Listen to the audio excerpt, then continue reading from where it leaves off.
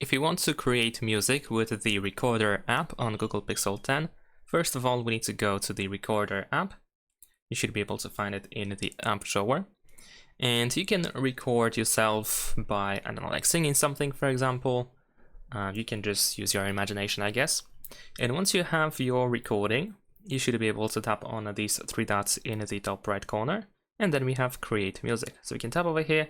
We can choose the vibe. There is also your vibes, apparently, that we can use.